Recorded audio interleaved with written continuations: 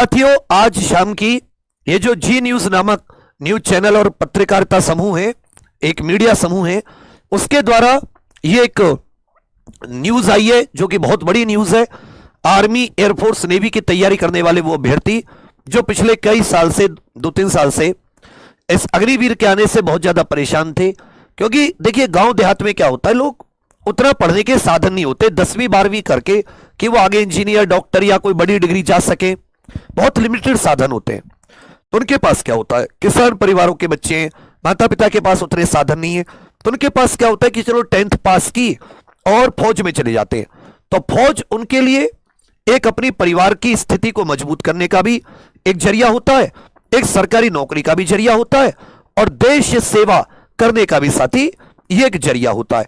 तो आप देखेंगे गांव देहात अपने लेकर तमिलनाडु से जम्मू कश्मीर तक और गुजरात से लेकर आपको पूर्वोत्तर के राज्यों तक आपको फौज के प्रति क्रेज मिलेगा, दीवानगी मिलेगी। जैसे हिंदी में मैं कहूं तो दीवानगी, दीवानगी होता है ना, एकदम मोहब्बत, दीवानगी, जो आप कहना चाहो फौज के प्रति। गरीब परिवारों के बच्चे होते हैं, कमजोर परिवारों के बच्चे होते हैं, और सबसे बड़ी बात, यही जो लोग हैं यही सरकार के वोटर है जिनकी वजह से सरकार बनती है, मोटे तौर पर देखा जाए। परंतु क्या हुआ कि अचानक से अग्निवीर योजना लाई गई। उसमें बहुत सारे जो पूर्व फौजी थे उन लोगों ने इसका विरोध भी किया कि भाई अचानक से बिना सोचे समझे। और जो पूर्व थल सेना अध्यक्ष थे मनोज नरवणे जी, उन्होंने भी अपनी पुस्तक में इसका उल्लेख किया। हालांकि वो पुस्तक भी आ नहीं पाई, लेकिन उसके कुछ अंश लीक हुए थे, उसमें इस बात पर थी। तो फौज के प्रति भी इसको लेकर कोई ज्यादा वो नहीं था, और इसका ये तय हो गया था कि जब ये जाएगा, मतलब ये जो व्यवस्था है, जब ये व्यवस्था व्यक्तियों के पास जाएगी तो पक्का इसके प्रति लोगों में उत्साह नहीं रहेगा, बल्कि वो कई सवाल करेंगे कि भाई ऐसा क्यों है कि 25% बच्चे ही रिटेन होंगे। उसके लिए तर्क दिए गए कि देखो 21 साल में कौन 25 लाख रुपए कर लेता, उतना हो जाएगा आगे जाके। तो कैरियर नहीं बदले जाते बार बार।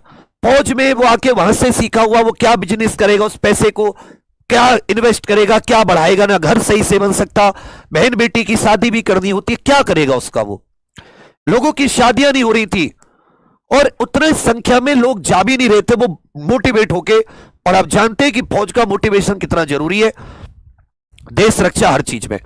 अब जैसे चुनावों का रिजल्ट आया तो देखिए आपकी वोट की ताकत।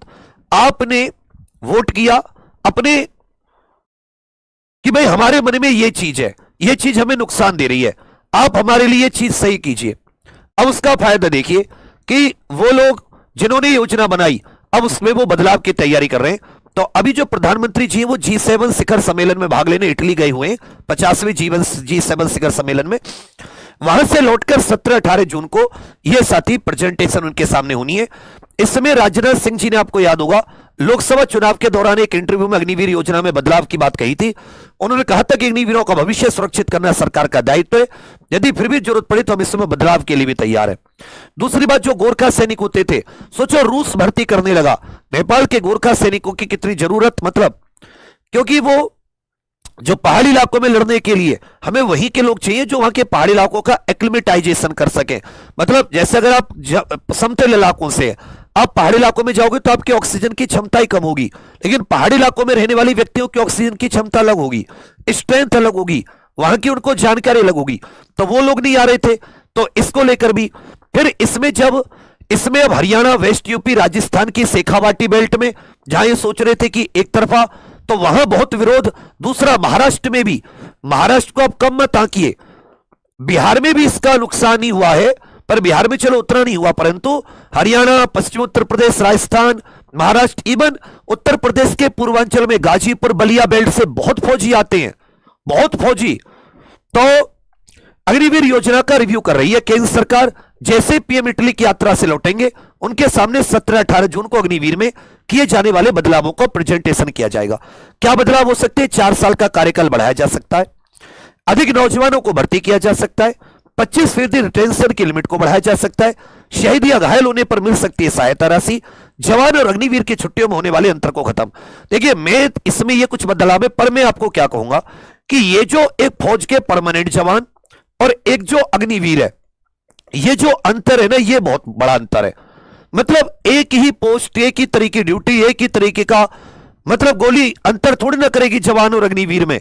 एक ही तरीके की ड्यूटी, सब कुछ एक जैसा, फिर ये नाम में क्यों अंतर?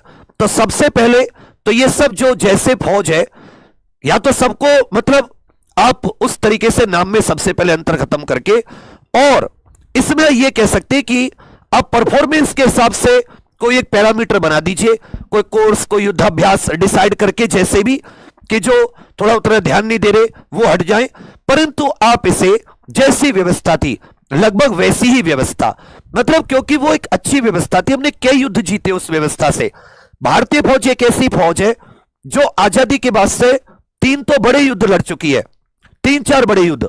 एक देखो, हमने 1947-48 में पाकिस्तान से लड़ा, फिर 1962 में चीन से, फिर 65 में पाकिस्तान से, फिर 1971 में पाकिस्तान से, फिर 1999 में कारगिल।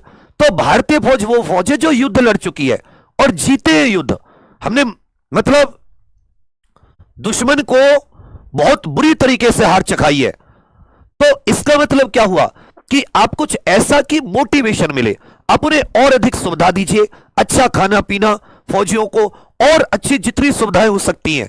अब हम जैसे लोगों के लिए कम सुविधाएं कर लीजिए, चलो हम पे आप एक कुछ और टैक्स एक्स्ट्रा बढ़ा दीजिए कि जी ठीक है जी, आपको साल में इतने रुपए और देने पड़ेंगे, पर आप फौजियों के लिए कैसी व्यवस्था कीजिए, क्योंकि उन लोगों का मोटिवेशन जरूरी है।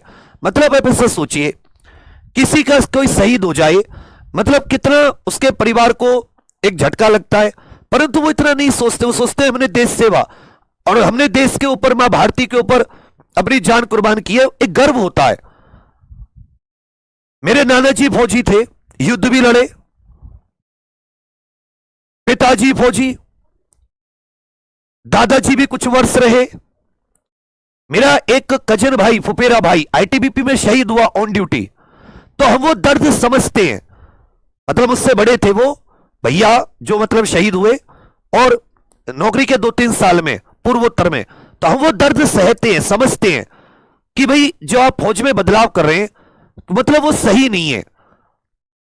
हालांकि जो लोग हैं मतलब हर तरीके के होते, पक्ष में भी हो सकते, नहीं जी तुम्हें क्या पता वो सब, परंतु जो ग्राउंड सेंटीमेंट है उसमें सरकार को ध्यान देना चाहिए। तभी ग्राउंड सेंटीमेंट ने रिजल्ट जो भी चुनावों का आया है उसमें बता दिया है।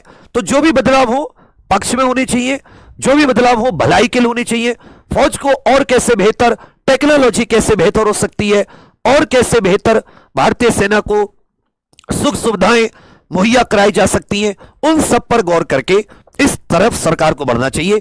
सरकार मतलब अच्छा सोचे, और जो युवा है वो बार बार अपना कैरियर चेंज नहीं कर सकता।